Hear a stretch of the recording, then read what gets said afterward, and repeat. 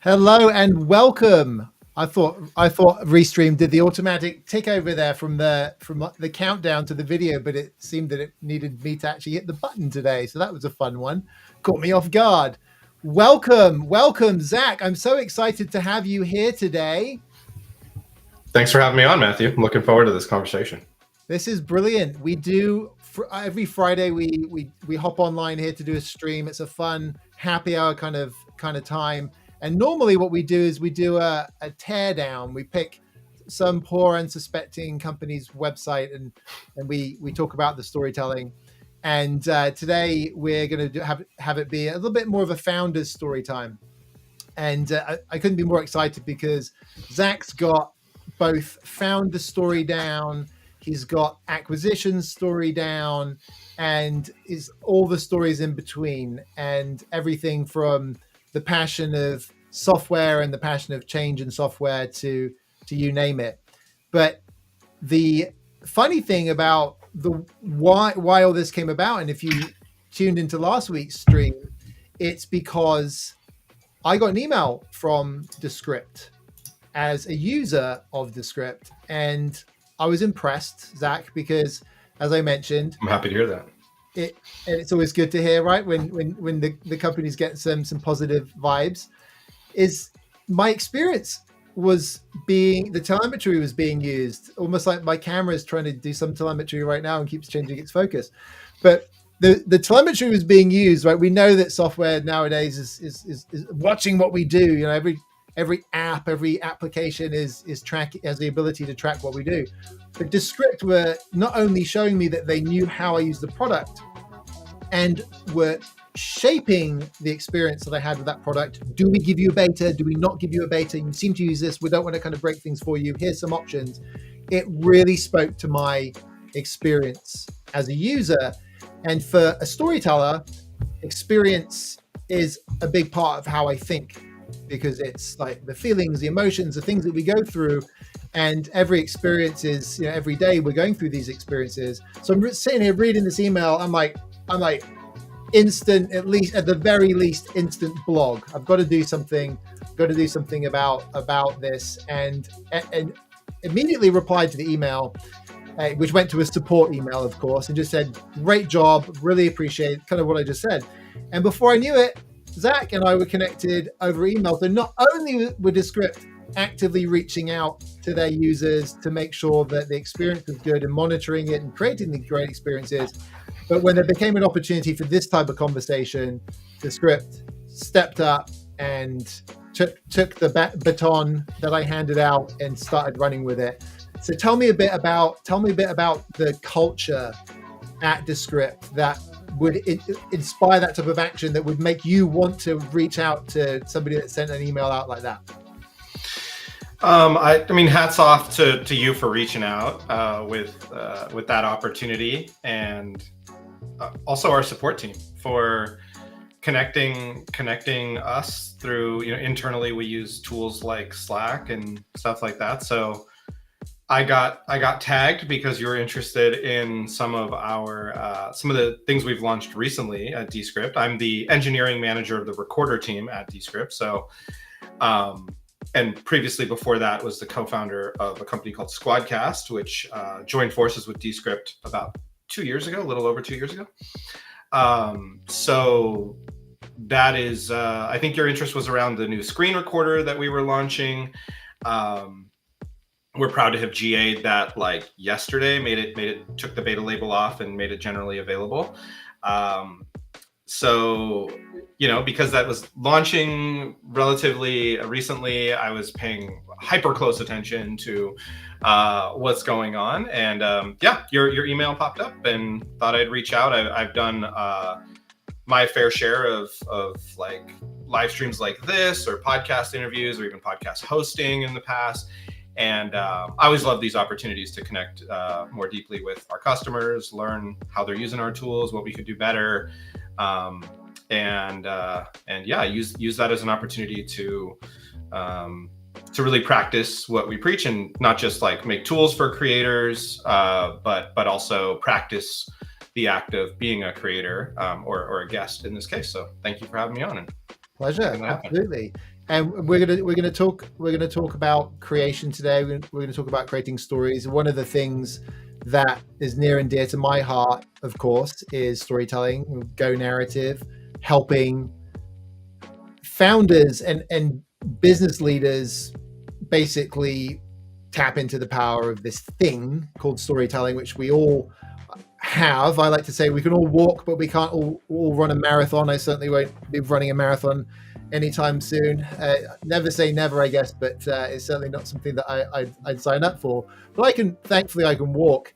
And storytelling is kind of a bit like that, right? Everybody can tell a story, right? If you have a really bad day and you go home to your loved ones, guarantee you're going to tell a great story about what happened. I think we all do it. Yeah, it's just how intentional or conscious are we with wielding those powers? Yeah, exactly. Intention, conscious, and there's such a deep connection with that and how founders think, and how, as a leader of a startup, and as you know this world very well, being the co-founder of SquadCast, as a founder, honestly, anybody and I've been in a few startups myself, not as successful as SquadCast, we'll say that, but software startups. And most people who are involved in a startup, when there's 6 of you, right, or 2 of you, it's a passion around a problem. It's a passion around trying to change something in the world, seeing that we can do something about this. So Zach, tell me about those early days. You think back to those early SquadCast days. When you think about those kind of moments of friction that you were like tapping into, what was the most significant moment of friction you can remember that made you kind of rethink the whole story and what you were doing at SquadCast? Were there any of those kind of moments?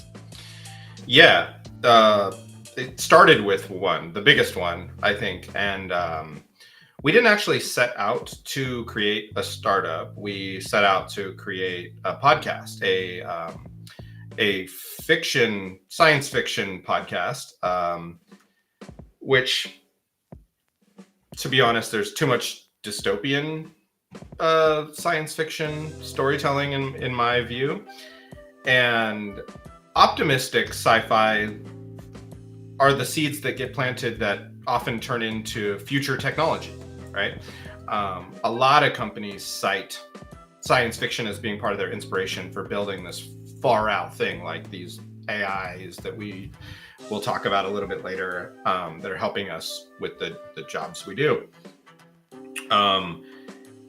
Came from things like Star Trek, right? That's optimistic sci-fi at its best, I think. Or I'm more of a Star Wars person. I think you and I were talking, we're more of Star Wars people, but love all those stories. Yeah, there you go. So SquadCast started with this with this sci-fi audio drama podcast we wanted to do, but my brother and my best friend and I, we were all in 3 different locations. We thought we had all the skills necessary to make that happen. I'm a software engineer. I've written books, and my best friend is a decorated playwright. We all love sci-fi. My brother's an audio and video engineer. Excuse me. So those are kind of the raw materials you would need to do something like that. The problem was I had recently moved to the Bay Area. Both of them were on either sides of the Central Valley in Sacramento, California, where I'm originally from and am now based out of again. I've moved back to the end of last year. And that remote collaboration, that remote recording distance problem, for us, just the quality wasn't there to create immersive storytelling with vocal actors who weren't in the same location. So we had started in this niche of like audio dramas. Like I said, most podcasts are not fictional. They're interview style between 2 or more people. And turns out all those types of podcasts also had issues like this. And we kept thinking this was like a solved problem, and we just needed to do like a better Google search to like find the tool that we were missing to connect, like you and I are now on this tool, Restream. We have real-time audio video with one another. We can record this, and the quality is relatively high. At the time, the quality was not relatively high, and the internet was not as strong as it is today in 2025. So that was the initial problem that we saw, was like the conventional wisdom of OG podcasters who had been doing it for like a decade at that point. They were like, use Skype, or use 2 or 3 tools cobbled together, but the quality's still not going to be anything close to be if you, Matthew, and I were in the same room recording this together. It would be very noticeable, like just above phone call quality. It sounded like, and let us know in the chat, like comments, if you've ever listened to a rap album that was recorded over the phone from somebody who was incarcerated. That's what podcasts sounded like when we got started in like 2016. So, thankfully we've contributed to a bunch of technology over the years. The solution became SquadCast, and we essentially like innovated and invented our way out of that problem. And that was just audio back then. We expanded to video and built a bunch of cool stuff to empower creators that were not in a position to be in the same room with their guests, which this was way before quarantine and COVID. So I'm really, really grateful. I can't predict the future. Nobody really can. But we were, in hindsight, I feel that we were prepared and ready to meet that moment of the remote recording requirement that became with people not being able to get together in the same room and record together during those times. And then after, right? It's continued after with hybrid work and people preferring to work in these different places, changing behaviors. So we're really proud to contribute to solutions around that being our origin story, our problem. And it sounds like one of the parts of that was quality, right? Huge quality, part, yeah. Maybe connection, dropped connections as well. I'd imagine probably played into that. Yeah. And if you've got a lot riding on something and it drops out, or you can't hear the person, that's going to be a wellspring of emotion, right? Frustration. Yes. Like you put all this effort into this and it's all falling apart, like that anxiety or stress, right? All of these types of these feelings that or these emotions that are rooted in these feelings we're having in our body as we're frantically trying to piece this stuff together. Unlike now, where it's very fluid, very high quality in most cases, and Zach and I were joking a little bit about some parts of the world, including a village that I once used to live in England, and my sisters still do, and how bad the internet still is there. So there are places not even that far afield, shall we say, where the internet maybe isn't quite as good, but it certainly has come a long way. And Zach, I love how you were talking about that, because it kind of triggered these two thoughts for me. One of them was the classic, the founder aspect, right? You spotted where there was the founder mindset, shall we say, where you spotted there was a problem, and you came up with a way of solving it. And I'm thinking of the Beastie Boys. If there's a problem, I'll solve it. Check out the hook where my DJ revolves it, which incidentally also reminds me of the album Check Your Head. Was that Vanilla Ice or the Beastie Boys? Oh no, that was Vanilla Ice. That was Vanilla Ice. I love the Beastie Boys though. No, not knocking them. I probably should some hand slapping there, but I did. We got a cool beat going right now. I mean, not as cool as that one. But. I did love that Vanilla Ice track when it came out in the early 90s. I had the tape, but I don't know if I still have it. I think I got rid of all my tapes at one point. But I think it's on Check Your Head, where there's the answer machine message from Mixmaster Mike it's Mike calling from Sacramento, right? and he's like, I hooked up a guitar, whatever, to my tweak, my tweak, and got this pedal, and he's like going back and forth, scratching and doing all this kind of fun stuff, right? That which became very much the Beastie Boys sound eventually. Mm-hmm. And then it crashes. Oh, my tweet's crashed. It's like it's totally, this gritty phone message that was in Sacramento, which is where you are as well. That's right. Yeah. And there's also a very big prison not far from Sacramento, because 21 years ago when I came out to the US, I lived in Sacramento, worked in Folsom, and I didn't know much about the area. Folsom didn't know the prison history, didn't know the song. And I would tell people where I worked, and they'd be like, "Oh yeah, so you had some joke about the prison." I'm like, no, not the prison. So, but I do know that now. So I wonder if there's any of those recordings came out of 10 miles down the road. I'm positive. Yeah, definitely. Or there's a handful of albums I can think of like that are like Bay Area rap music. Mac Dre, I think, did an album from to name drop Mac Dre. I'm a huge rap fan. So yeah, we use the tools we can. That was how you did remote recording before the internet. There's actually, I'm a huge student of the history of this technology. So I can digress down that rabbit hole. I mean, before that, there was they would use the phone, but then each record both sides, like this concept of a double ender. It's a terrible name, but those people named it a long time ago. And then they would put the reel to reel, the reels of tape in the mail and send it to one person. They'd cut it together and all this stuff. So that is, that is essentially what the technology that we built does. It just does that over the internet instead of over the phone and the postal service.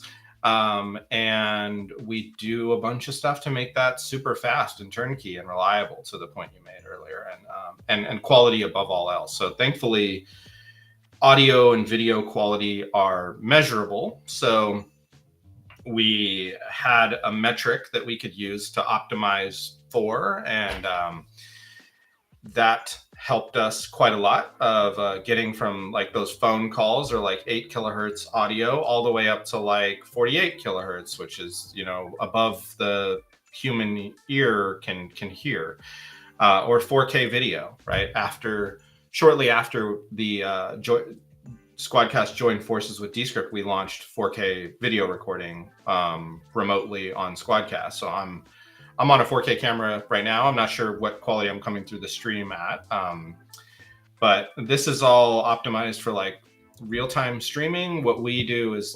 recording, pre-recording, so that it could be edited together, and that's why Descript had sort of a SquadCast shaped hole, and SquadCast had a Descript shaped hole, and we just fit together really, really well. We needed an editor, they needed remote recording, and we're really proud. We're super proud of the content that creators can make with tools that are that powerful.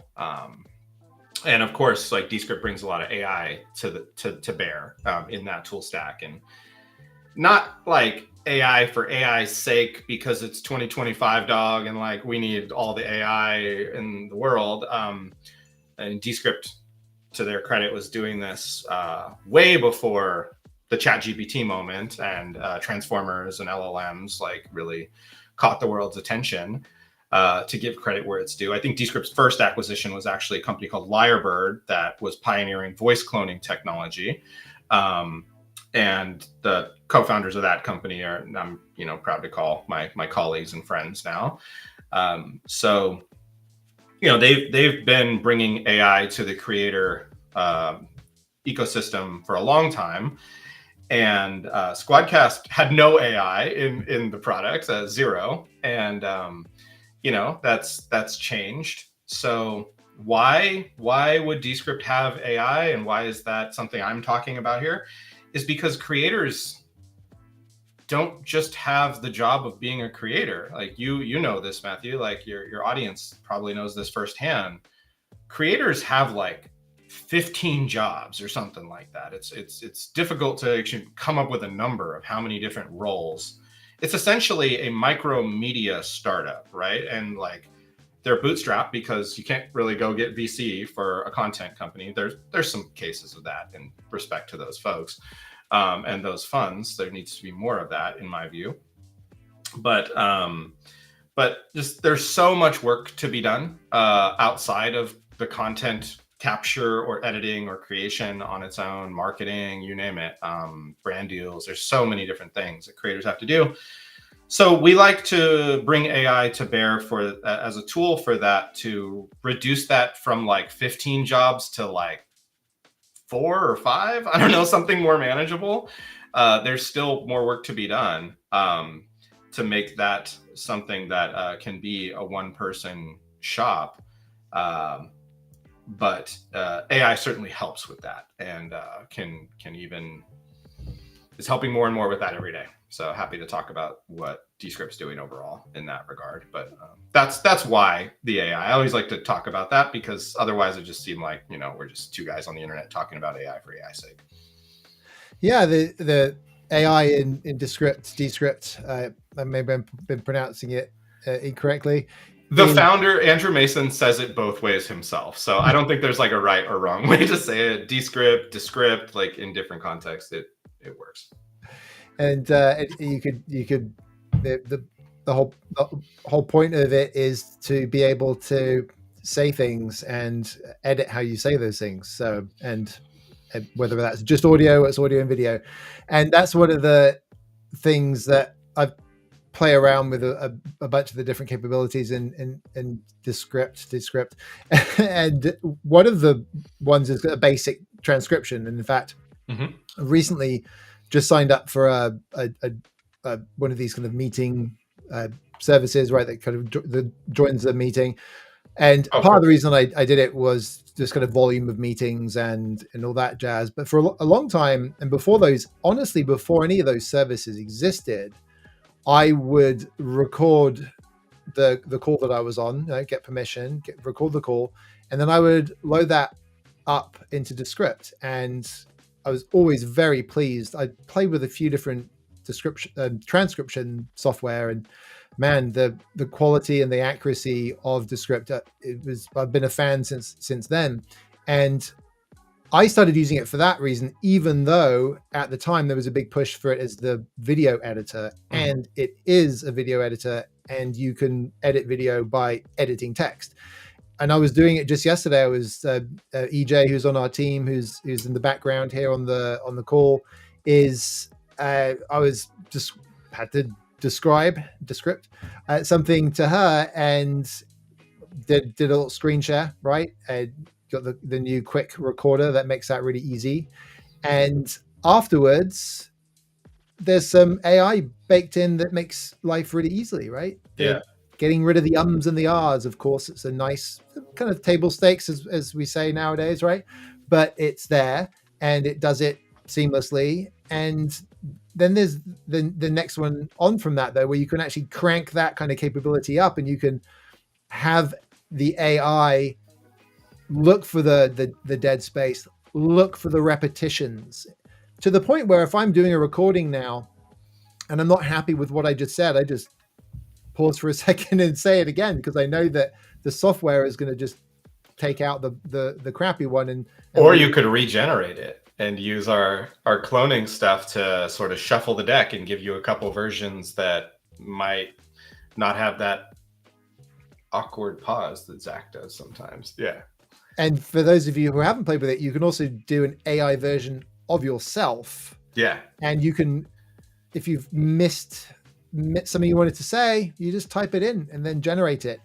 And in fact, I did a podcast, a whole podcast, did a blog, and then took it over into Descript, and then did the podcast version of it with like 4 different speakers and all of that good stuff. So very cool. All these things are, though, is that they're solving these problems, right? And the problems are, when we think about what a problem, when we have a problem with, when we've got a Descript or a SquadCast shaped hole in something, or a fill in the blank shaped hole. How am I going to get this done? And as a creator, that's very frequent. I can tell you, sort of an endless list of that. Yes. Endless list. Yeah. It's funny, as you were describing creators creating and doing more than just creating, and you kind of started going to talk about all the other stuff they were creating. It's like it's not surprising because they're creators, right? Mm-hmm. And as a creator, you're always going to be drawn to the question of, depending on what you like creating, whether it's solving a problem or communicating an idea, you're going to do that naturally. There's something burning inside of you. I'm a Y certified coach, Y Institute. So I talk about this and think about this a lot. And it's that engine of, why do I do what I do? And as a creator, you're driven to create whatever it is. And that's one of the fun things about what the tools are allowing for and unleashing. And Descript is a really, really good example of that. You can, in fact, for the longest time, was more than happy to justify my Descript subscription with just the one thing I was getting from it, like the main value prop. Like there's a half a dozen value props in there. But that makes me think about like that, just the SquadCast shaped hole or the fill in the blank shaped hole. And when we're struggling with something, like we feel that, right? Like we, in our body, will feel like if we're stressed out, like let's think about how that, and for the audience as well, think about how you feel when you're stressed out, right? What does that feel like? It's kind of like, it's like kind of tense, tight, like maybe like, I think I was describing it to my therapist as like having this kind of like bar of energy that I'm gripping onto in front of me, kind of like that kind of like tense thing. Mm-hmm. And then as that rigidity, exactly. And it's that kind of fight or flight, right? And this tiger, the tiger comment here is a funny one. It's a friend of mine who worked with years ago at Microsoft, who turned up on one of the streams recently. And she used to say, she would just be like, everybody would be stressed out, like for whatever reason. It happens all the time in corporate America. It happens everywhere, but we'll be running around like headless chickens. And Esther Christopherson, is her name, would say, look, there's not a tiger in here, right? And stress is a figment of our imagination, unless there is, and sometimes there might be a tiger. You might actually be dealing with a tiger.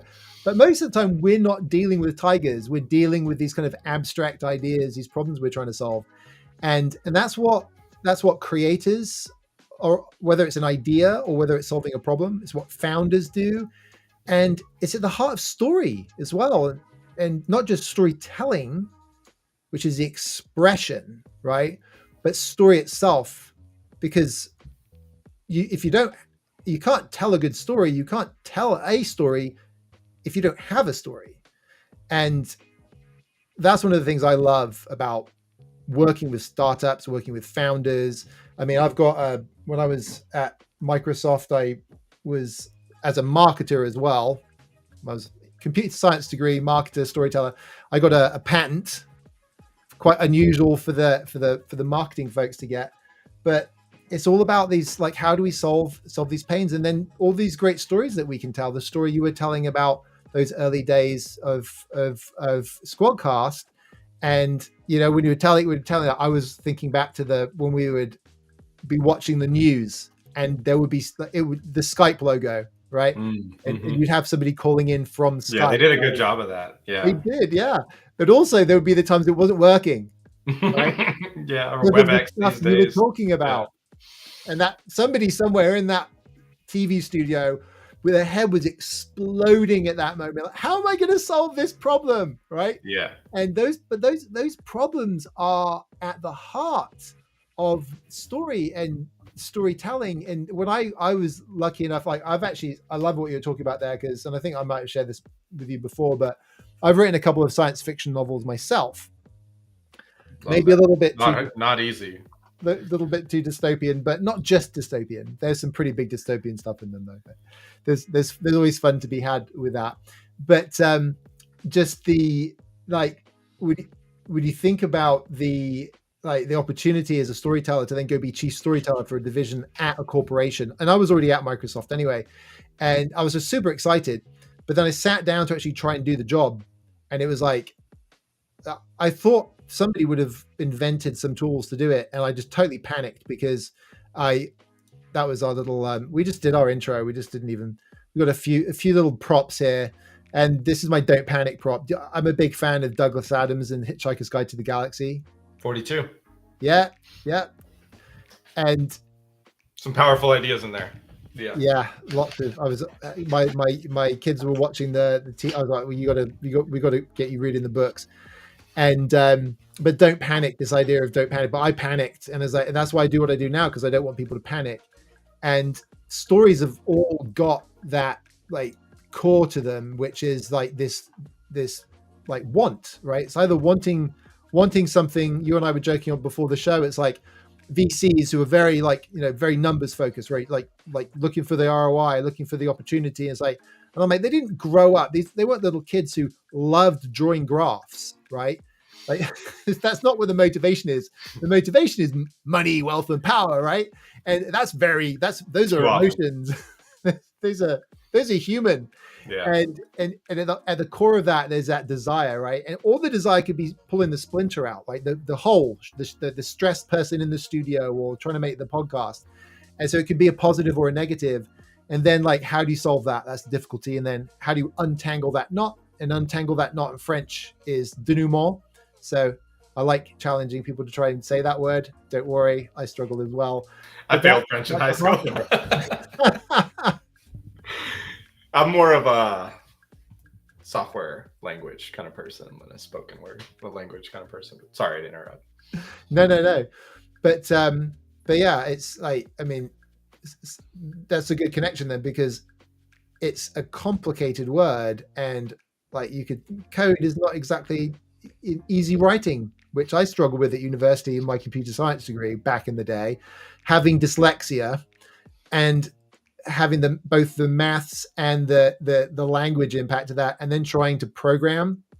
Yeah, that adds to the challenge for sure. It was frustrating, man. It was like I had all these ideas, and I wrote software. I made some money off a Windows 95 splash screen changer. So a bunch of people made a bunch of money off those those Microsoft Media Player audio visualizing plugins that you could add to Media Player back in the day. That was a bit before I was writing software, but I feel like if I had been, I would have made a killing on it. Well, what was it? What was the MP3 player? Was it Llama? What was the name of the MP3 player? Oof. Because it was a really good visualization for that. I forget. Geist was the visualization. Geist, yeah. Yeah, I actually was in contact with the dev like for years. Cool. And lost contact with him, but that those visuals were those. Yeah, I built the one in the Descript recorders. If you turn your camera off, there's like this waveform audio visualization of your voice, and if there's an Easter egg in there, if you double click it, it turns to rainbow. So just everybody watching that, go give that a try. I'm proud to have contributed that. And gotten my hands a little dirtier than I do now as engineering manager. I'm not working in our code base day to day, but our OP engineers are, thankfully. So yeah, that's I like adding Easter eggs to our product, and there's a few more that I can share. Because you're not, well, it's, I mean, honestly, developers are creators. Oh yeah. I mean, you also have the artistic bent, right? You've got a show coming up, don't you? I'm working on a series of paintings. I had stopped painting for like 16 years, but used to paint every day. Like had an amateur art career when I was a teenager, and I had stopped and started writing software every day instead, which I think was a good call. But in hindsight, I shouldn't have been so black and white about it, polarized about it. And I've started a new series. Yeah. So I'm excited to get that going. I have a gray canvas, so nothing very exciting to show today, but this will be a cool background for something that I'm working on. So are we meant to interpret it? No. Is it Snow White and unfinished? White in the snowstorm, right? What's cool is like I'm on a lot of meetings with, on Descript rooms and SquadCast and Zoom and stuff like this. And the people I'm on with like regularly, they get sort of a snapshot every couple days of what my art is looking like. So yeah, that's why I like having it in the background. So, and it's the blank canvas and what the blank canvas represents as well. Yeah, it can be scary, right? But I think also inviting to tell a story visually, and get a reaction from an audience. So yeah, that was actually a lot of people's entrepreneurial stories start out with like, I had a lemonade stand when I was like 6 years old or something. My story started in art shows in high school, and I sold some paintings without trying to, and I was hooked from that point on, and realized that I was always trying to solve some problem or another, and that software could. Thankfully, I was very fortunate. I grew up in a household that had access to computers and the internet at a very young age. My dad was a database administrator in the government, so he had gotten very fortunate to be exposure at an early age. So that's where I sort of blended those worlds together, and then studied half graphic design, half front-end engineering in college, which I later found out is unusual, right? Most people have a CS degree, like you mentioned, which is more back-end focused, more like Java or C or something like that. I had the good fortune of like learning JavaScript and PHP. PHP's kind of gone out of fashion, but a lot of stuff is still built in PHP. Respect to Facebook, they're still holding it down. So what was you mentioned this kind of binary choice that you almost had sounds like there might have been some regret mixed in there. Why did you make the binary choice, and why, when you look back on it, do you think that it maybe wasn't necessarily the best choice? I value focus. Is something we were talking about before we started our live stream today. So I think I was a bit too hyper focused on like, I need to switch my discipline, like the type of creation I was doing, from visuals like on canvas or murals on walls and stuff like that, and sort of devote myself 100% to learning this craft. Learning software engineering at the beginning is a very daunting task because there's so much to learn. Like just getting from like 0 to step 1 there's just so much to know and learn. Which I love, because I love new things. I love experiencing new things, and software engineering is creating software and building products for customers is like a endless array of experiencing new things every day.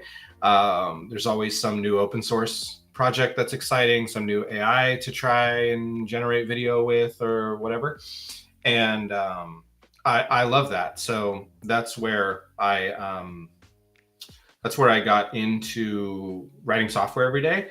But the price was high. I gave up this habit I had before and sort of shifted that.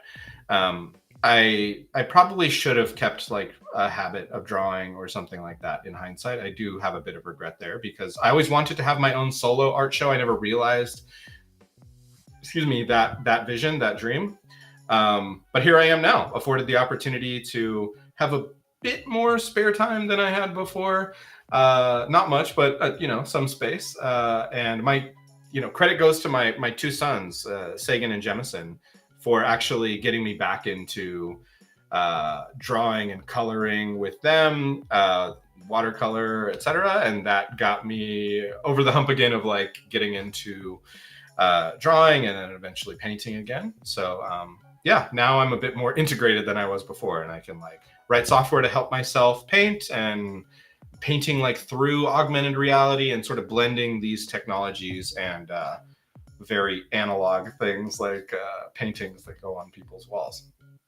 Well, that's it. That's the opposite end of the spectrum of what we're dealing with in a lot of our realities right now, which is the extreme other end of the spectrum, which is I can now use AI to create a painting, right? Mm-hmm. Yeah. Digital, not like even very counterintuitive. Be like, oh, I can just generate any image I want. It's like, let me go paint something. That's really strange. But I'm a big fan of going in the opposite direction.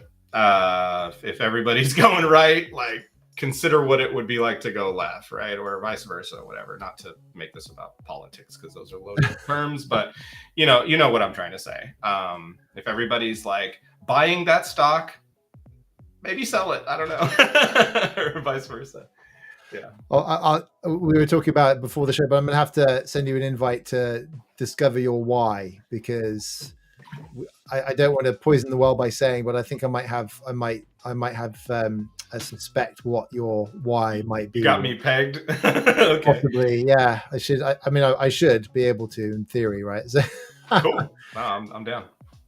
So if we ladder this back up to like what we've been thinking about, what we've been talking about with, we've got these certain shaped holes, and we've got creators, we've got founders, and we've got all the stories that go along with that. That's a big part of what I want to encourage everybody who's listening today to think about, and that is, you might not have confidence yet in storytelling. You might feel like you're behind on it, or that you can get better, and it's okay to feel like that to a degree, right? In terms of, yeah, you can get better. I can get better at storytelling, and I spend. I was going to say both of us, right? We're students of this game, yeah. And that's one of the. Who was I talking? I was talking to somebody recently about it's kind of like with cooking as well.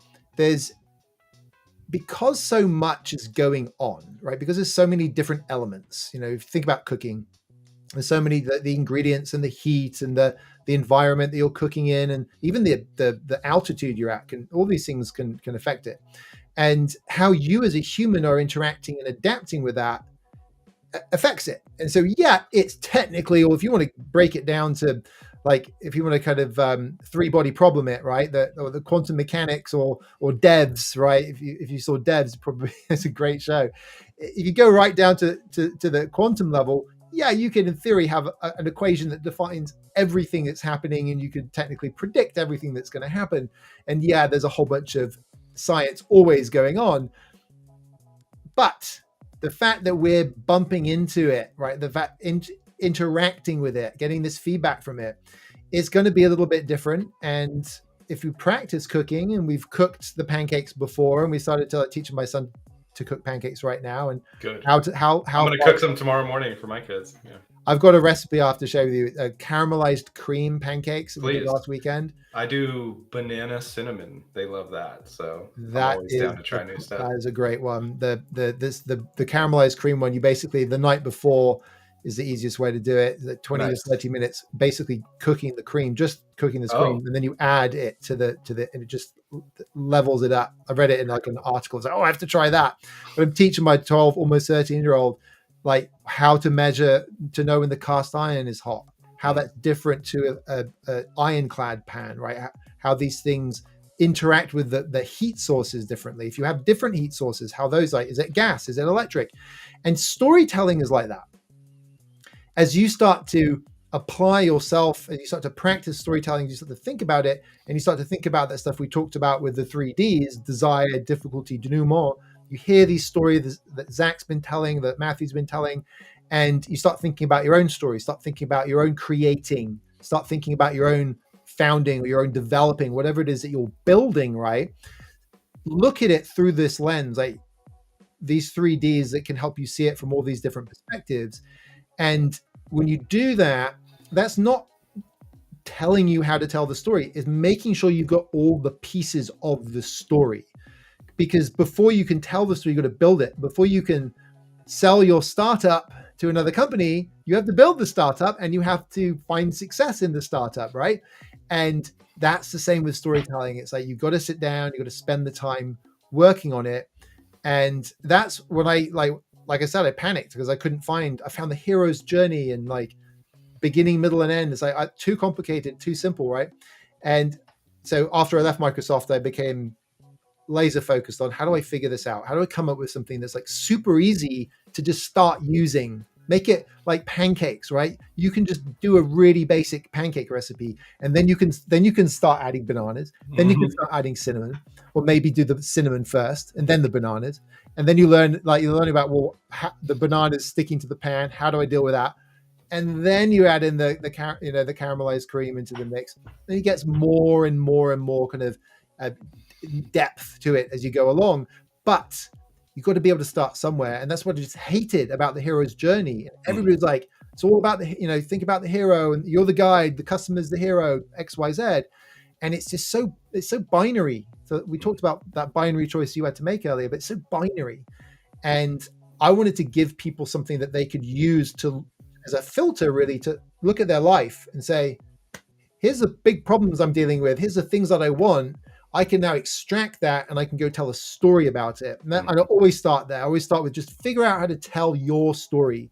Because once you can start telling your story, you can then start to tell your company's story, your team's story, whatever it is, and you can practice more and more and bigger and bigger. But each and every one of us have got so many, like our own deep stories, the little stories that happened to us when we were commuting and some crazy person cut us off. And all of that is like, you take that creator mindset, you take that finder mindset, and you have the raw material, but you've got to channel it in the right direction. Yeah, how I'm taking this in is sort of like, even if you know all that stuff, right? Like intellectually, there's this 3R, 3 acts and this guide and the hero and villain and all this stuff. There's also sort of this like applied aspect of that. Like, even if you know all that stuff, when do you do you have the social wherewithal to when to apply that and when it's cool to tell what story? This is something I've learned from my best friend, actually. He is, without trying, he's a natural. He's just a master at this, of when to tell what story. I mean, even if he's told me a story before, if there's a moment where, he thinks it should be told again, I still think, even though I've experienced it already, it's different every time. And he gets up on stage and does stand-up comedy. So, that's like the peak as far as of difficulty, as far as I'm concerned. And sort of when to weave those into a conversation organically is sort of a meta skill here too, that I think is really important. Like when to break those out, when to inspire people, when to empathize with people. And we all know some people who like overdo it. They'll tell the wrong story at the right time or the right story at the wrong time. And that can be a little bit weird, right? So that's another aspect to practice here that I've found. If somebody needs you to listen, maybe don't tell them like a motivational story, right? There's like this aspect to it of like the timing that has been helpful to me as somebody who's worked on larger teams and worked, to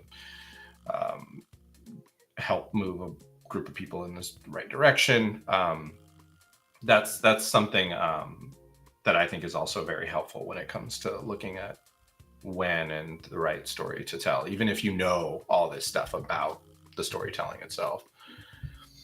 And that's part of that is practice, because I think you told the wrong story at the right time. I'm not an expert. You can tell, so yeah. You felt that, right? You felt that. You felt the emotions of that. The part of it is practice, and another part of it. Gosh, I'm thinking about the classic, like, wrong story, right? Like, we've all experienced that, right? And on both sides. We've all experienced it. Story, yeah. I've done it on more than one occasion, and it also can make really good comedy. Tim Robinson. Do you know Tim Robinson? I don't think so. No. Oh well, I love getting to share something new with folks. Tim Robinson was basically kicked off of Saturday Night Live. So he was too much for SNL, and he did a Netflix series called I Think You Should Leave. And they're quite short, like 15, 20 minutes. We were talking about the Star Wars one that's short. I love how streaming services are playing with the duration of content. Like why not? It's great. It's like, even in like, we're watching Andor, and it's like, like last night, my eldest was like, "How long is this episode?" Is I don't know. They're all different. 5 minutes, 40 minutes. How long it takes. As long as it needs to be. And sometimes I just want the snacks. Sometimes I just want the snack. That's why I'm excited for that Star Wars one. I wrote a book to interrupt you. Sorry. I wrote a book and my publisher was like, it needs to be like a half an inch thicker, Zach. And it was like, why? Oh, because like people won't buy it if they don't think it's like thick enough or whatever. It's like, that sucks. You basically want me to tell a bunch of stories that people don't need to read and repeat myself a bunch of times to satisfy some some constraint for selling that somebody came up with like a decade ago. And I don't want to waste people's time, like time is super valuable. The old conventional wisdom strikes again. Yeah. Well, it's markets as well, and that's something. Having spent a long time as a marketer, if you only have certain ways to reach people and take a book. A part of that is the tactile experience people would have in book stores. That's a part of the experience, a part of the expectations around like where the value comes from, and somebody might. Actually, obviously, it was conventional wisdom that if it was a thicker book, that it had more value, unless it was positioned in a very specific way and intended to be very, very, very light. And that is the nice thing about where we are nowadays, is that the long tail of so many markets is more accessible, and you can have the 15-minute shows. And in fact, AI is taking this to a whole nother level. How long do you want it to be? Yeah. How long do you want it to be? And what is your entertainment experience? I mean, yeah. Some people, I guess, are using chatbots to actually chat with, like, as a friend. I don't do that, but I've used it as a pocket therapist between therapy sessions. Brain Buddy. I use it as an assistant. It's a principle of Descript's culture is Brain Buddy. So yeah, we do that with AI now too, and humans, lots of humans, smart. Did you say Brain Buddy? Brain Buddy, yeah, that's one of Descript's core principles. Yeah. Oh, I have a custom GPT called Zap Brain Buddy. Interesting. Far out. I use through the day to say what I'm working on and what I'm doing, and plan, like, as a kind of like a bullet journal almost, but it's an interactive bullet journal. Very cool. And I can at the end, and I actually have a paper bullet journal like to kind of scroll in as well. So I can say, tell me what I did today. Tell me what I did yesterday. And it's actually, somebody who's got ADHD and is a creator, it is constantly creating and inventing and building and doing things and messing around with stuff.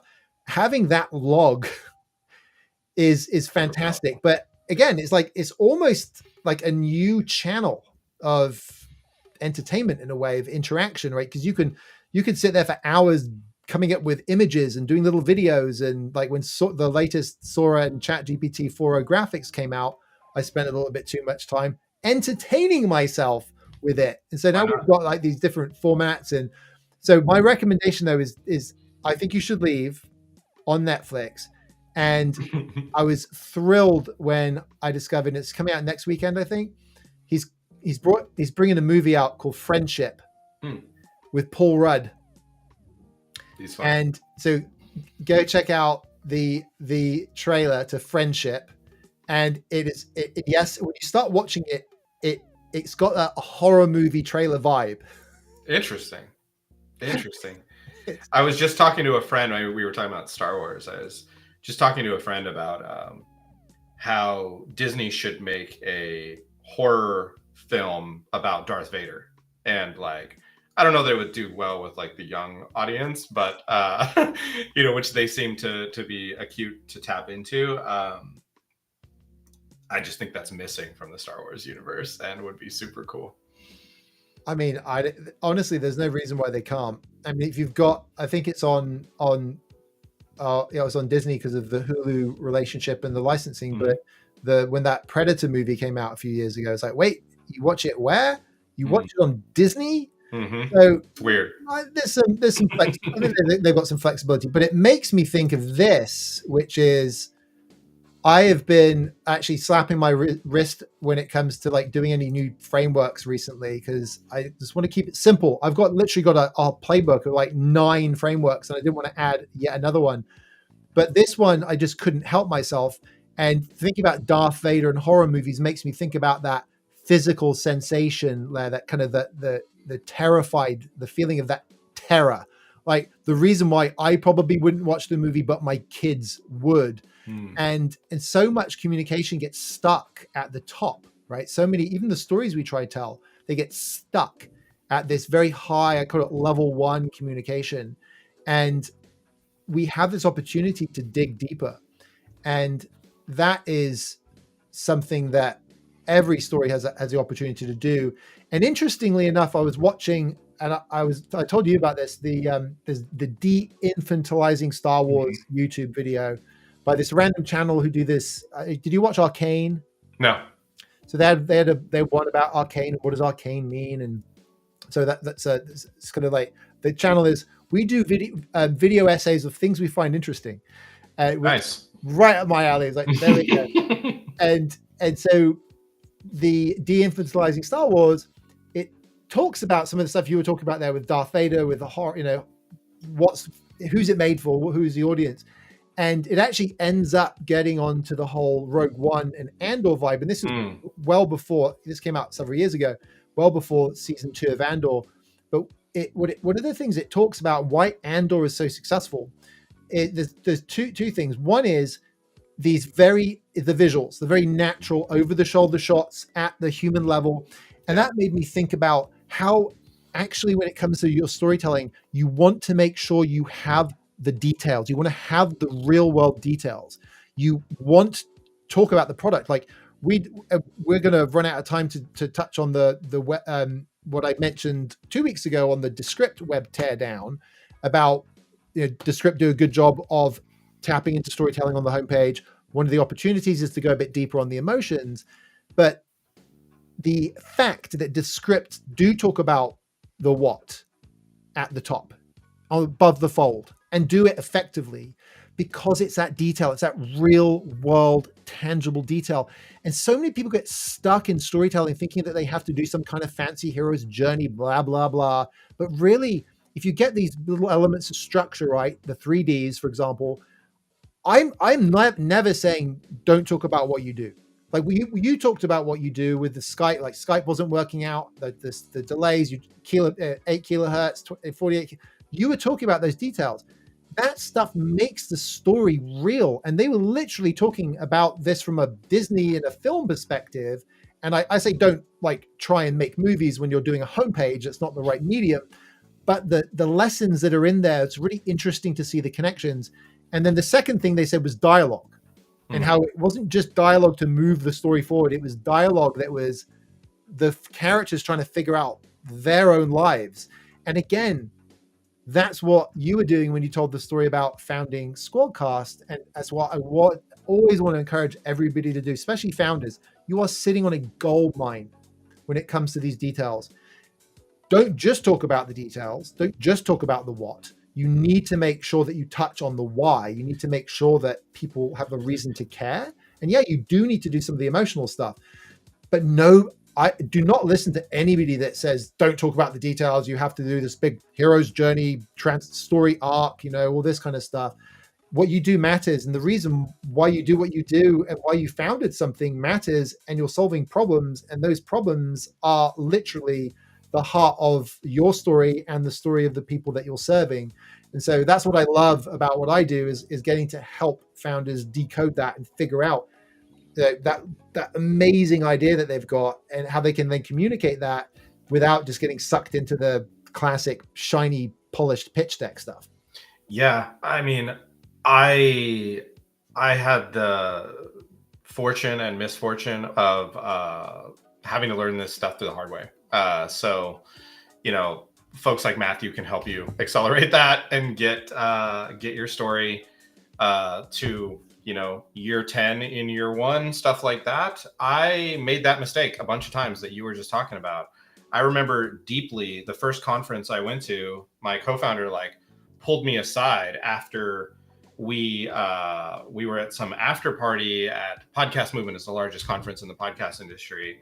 And I went into all these technical details talking to this guy about how we like uploaded your audio and kept everything in sync and progressive upload and the patent and all these little details.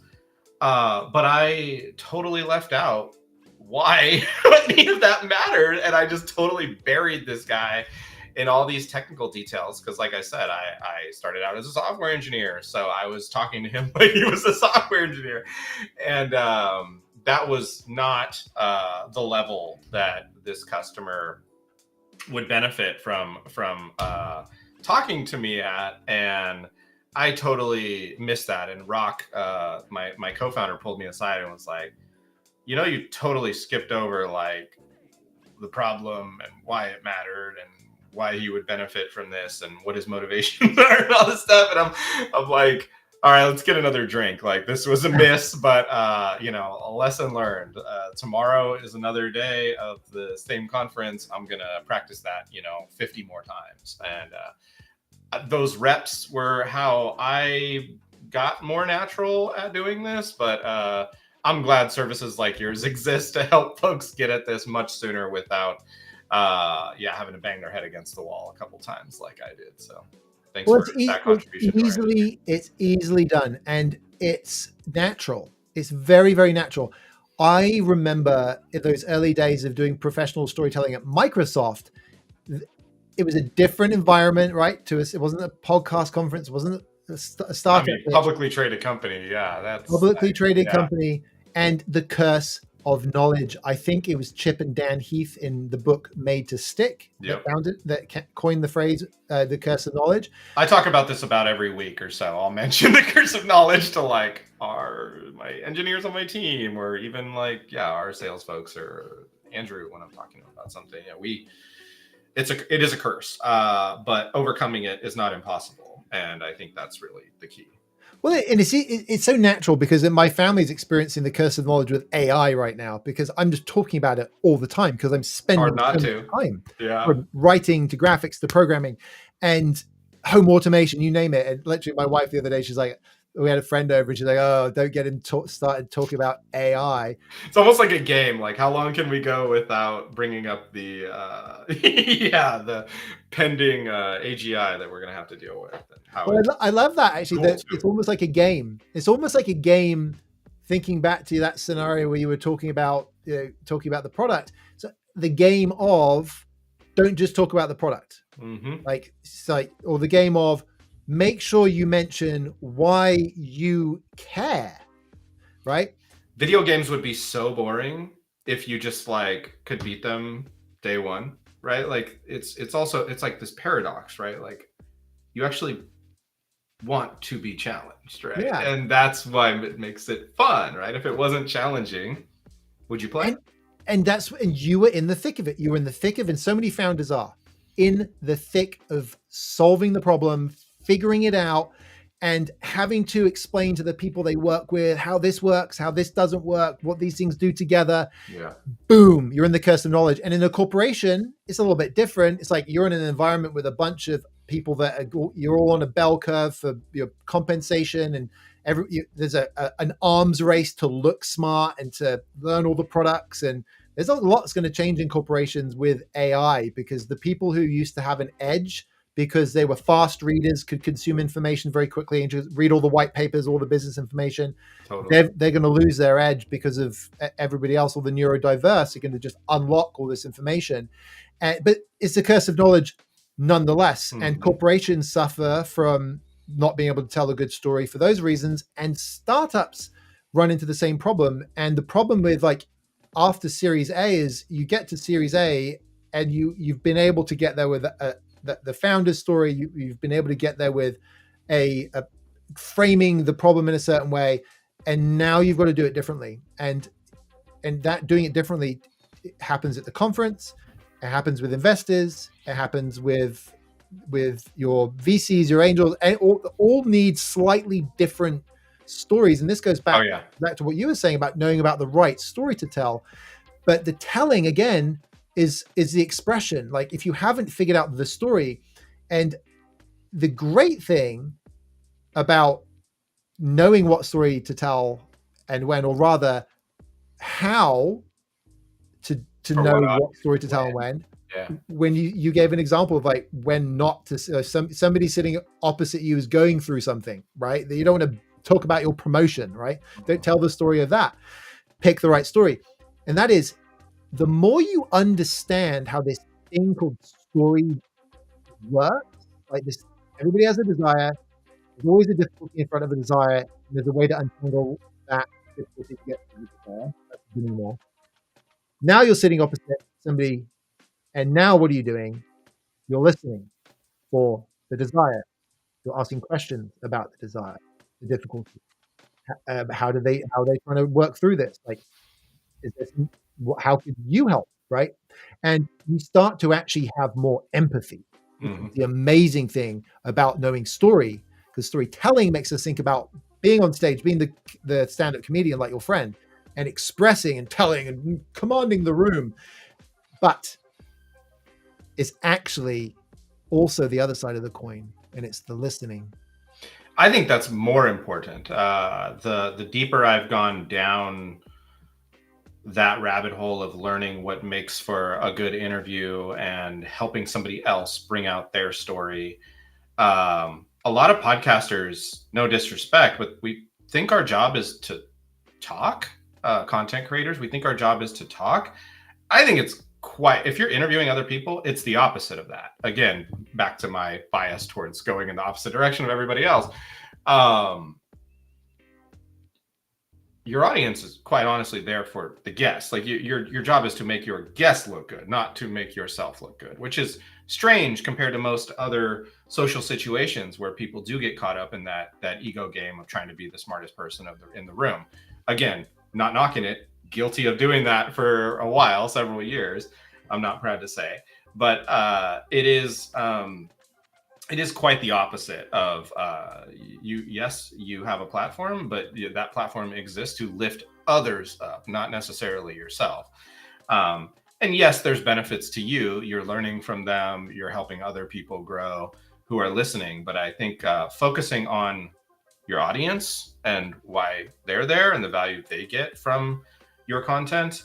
And again, Descript and SquadCast can like help you do all of the underlying mechanics of how to actually get that content together and make it look good. But I think that is all secondary to the guts of your content and why your guest is talking to you. You are the through line from episode to episode, and that's how you can sprinkle in your story and those things. But hats off to you. I think you've done a really great job of this being like a balanced conversation. A lot of podcasts are unbalanced, I guess is what I'm trying to say. And we've all listened to those shows where it's like, that's interesting. Next question. That's interesting. Next question. Like, quite honestly, like, why are you there if that's all you're doing? I think as CEO of SquadCast, I wouldn't have been that frank, but I do feel that way listening to a lot of shows. It's like, this might as well just be one person monologuing. So, we're all students here. We're getting better at our craft.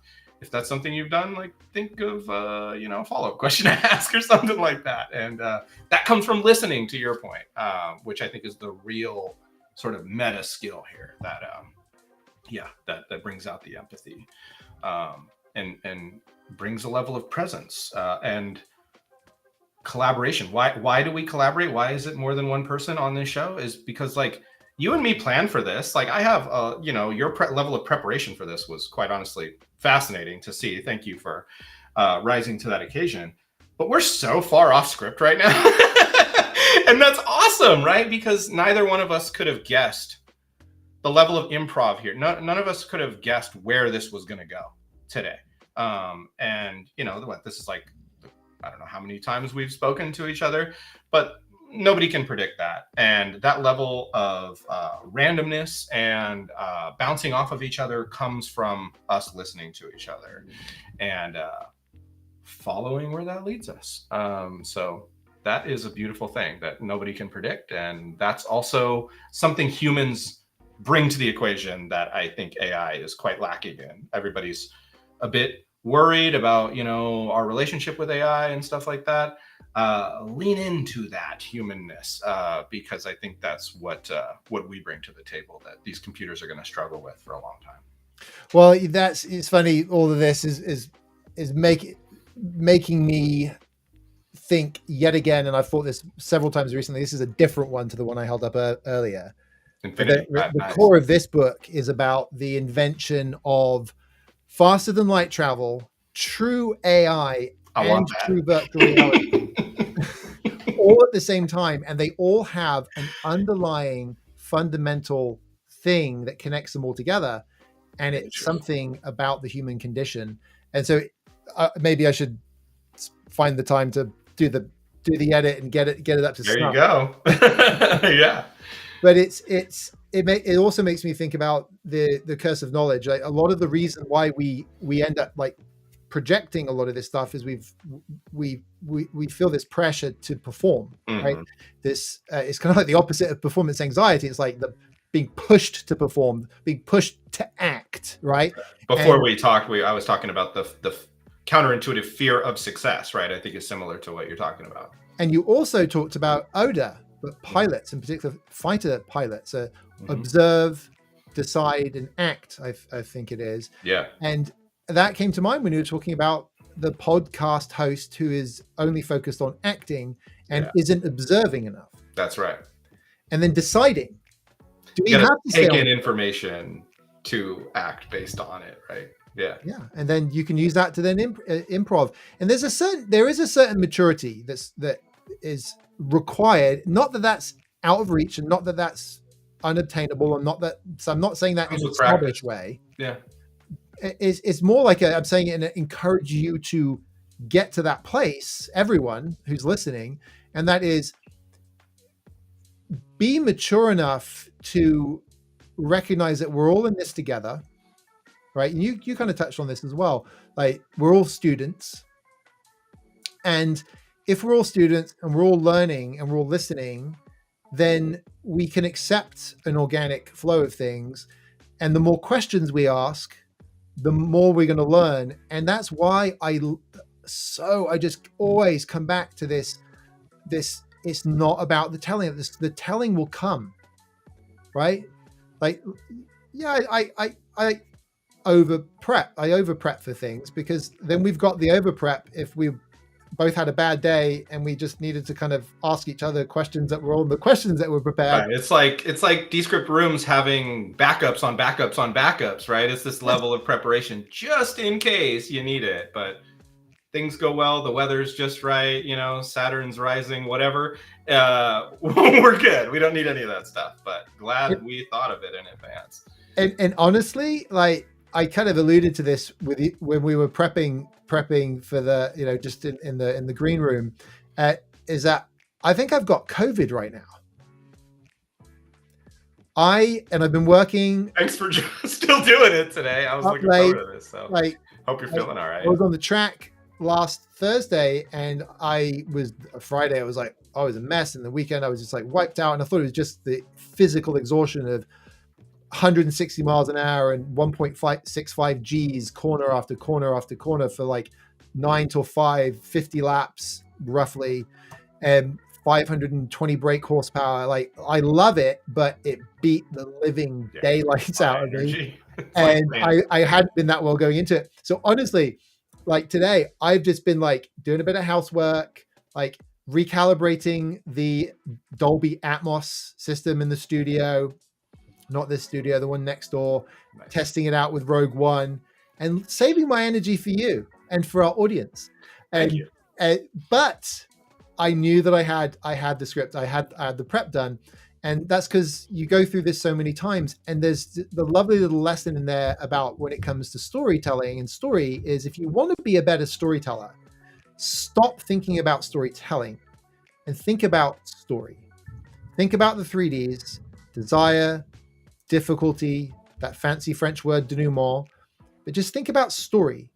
And the best place to start is your own story and your own stories, because you've got a ton of them, right? And when you spend some time doing that, you're practicing, you're building that maturity of understanding story, and then you can go out there into the world and you can flip it around and you can listen. What is this other person's story? What is their desire? What is their difficulty? How can I help them untangle that? How are they trying to untangle it right now? That's step one.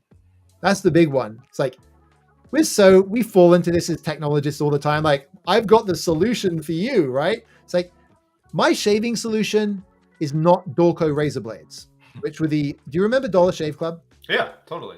So they sourced them from Dorco, and I found that I could just buy them from Dorco on my own schedule, and they were cheaper. Cool. You can get them from Amazon now. Great blades, 7 blades, 7. I ordered some today, and huge fan, raving fan. Not getting paid to say that, but Dorco are not my shaving system. I use an English shaving oil that my father used to use. I have a beard trimmer.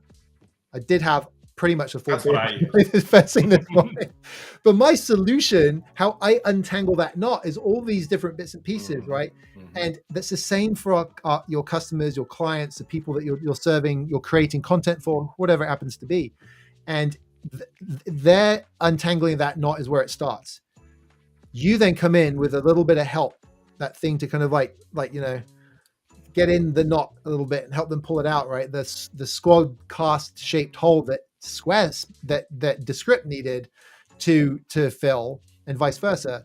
And we only get that when we listen. And story is a listening tool. Story is an empathy tool. Story comes before storytelling. And if you can figure that out, you'll be off to the races. And it's why I recently just launched this new 45-minute little service that we do, which is super affordable, so that people can just get on, decode their story, just like understand that, go away with a half a page, hear your marching orders, so you can start practicing it, and you can start marching towards that maturity of listening and observing before you feel like you need to act, because we just all feel so much pressure to act.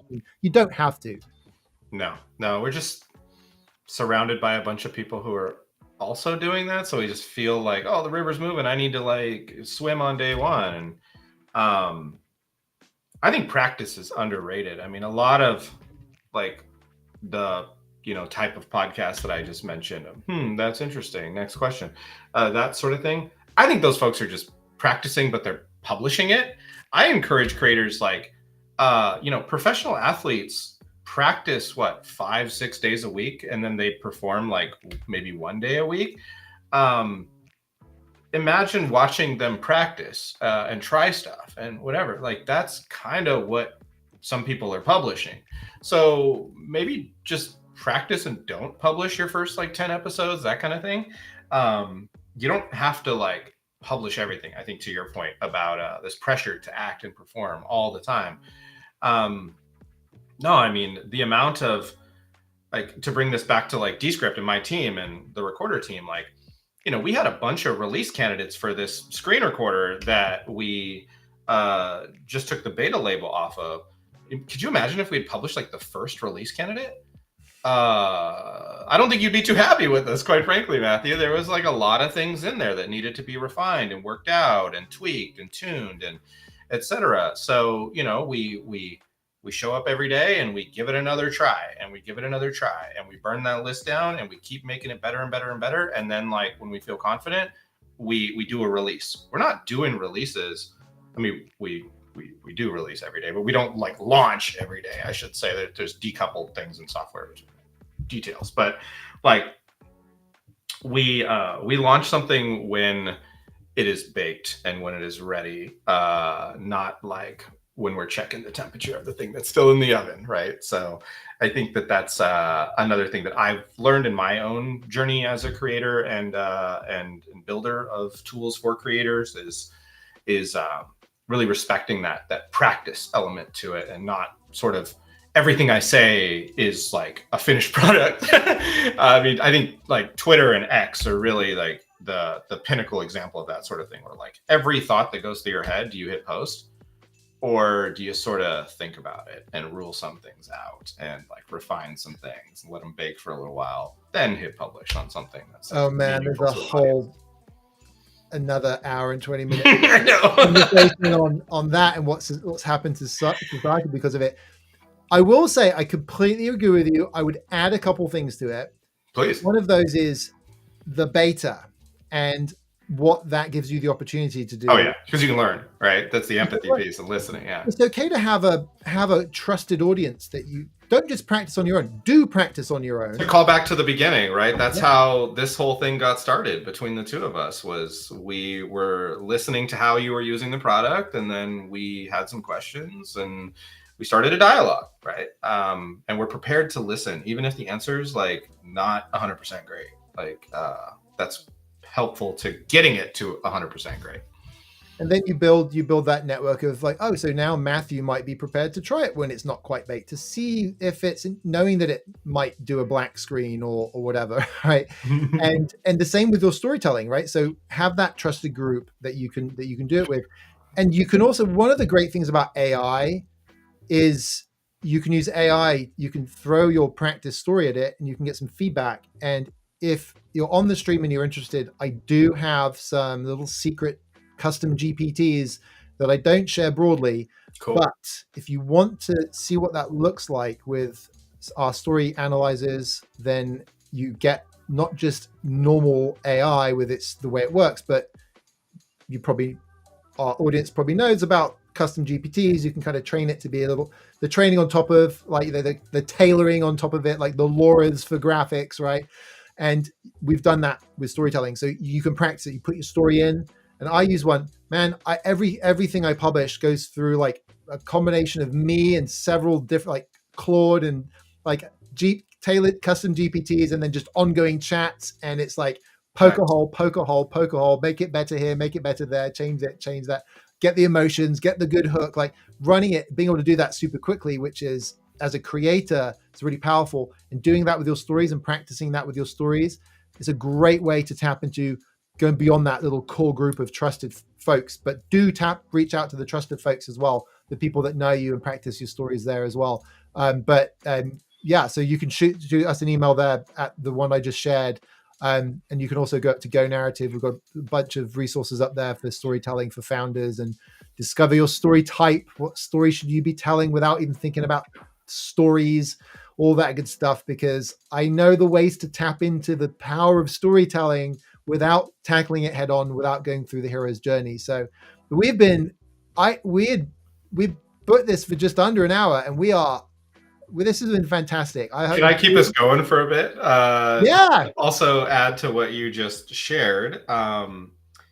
That's really cool. You're on the GPT store. So is Descript. So if you want to kick off a video from ChatGPT, I think it was on the leaderboard for a while. Maybe it still is. I'm not sure. But if you like search for Descript in the ChatGPT store, that can be used to kick off. You can use Matthew's GPT to like work out your story, refine that, and then feed that into the Descript one and kick off your next video project. That's not a surface that my team works on directly, but shout out to Rachel and her team, my EM counterpart who works on a lot of these AI features. They built that integration with ChatGPT. We also have this new like agent launching. I think it's in like a alpha or a beta or somewhere in our release cycle, where you can do that within an existing project within Descript. So that's even, a level beyond, where you can just like describe your video and it'll like make all these layouts for you and apply your brand and like do a bunch of really cool stuff, like generate some media, use avatars that just launched this week, and your voice or somebody else's voice, whatever, you name it. There's a bunch of really cool stuff you can kick off from that workflow. Super. I'll play with that as well. And this is one of the, with our powers combined. Yeah, exactly. And also it's building is like all these building blocks, and look, there's a ton of stuff. It's always hard to remember all of this stuff, but that's why we try Descript is clearly responsive. That's why we're having this conversation. Same with Go Narrative. I respond to every DM. If you want to shoot me a DM or shoot us an email at this email here, down there, and make sure that we'll take this content and we'll spin it into a piece that we can put out next week as well that folks can read. So just make sure you're following Descript on LinkedIn, following Zach and myself as well on LinkedIn, so that you can stay plugged into all the stuff that we've been talking about, because newsflash, the things that we've been talking about outside of the core of what we love are all connected into the bigger stuff. So if you like AI and creating and building companies and finding ways to tell stories and challenges and emotions in the business world, all that jazz, all the things we've covered today, you're going to get a good flavor from that by being connected with us. And we love building that network out and sharing those ideas, and occasionally getting the opportunity to share. Tim Robinson, I think you should leave, and I can't. It's Friday. Yeah, I'm gonna go check it out. Thanks for the tip. Brilliant, Zach. Thank you so much. This has been so much fun, and I look forward to doing it again with you. And hopefully, everybody who's joined has enjoyed it as much as we have, because that's one of the guilty pleasures about these things as well. It's great to have such a fantastic conversation, and thanks for being such a great guest. It is. Thank you so much for having me, Matthew. It's been a great time. Brilliant. And everybody else, stay connected. Stay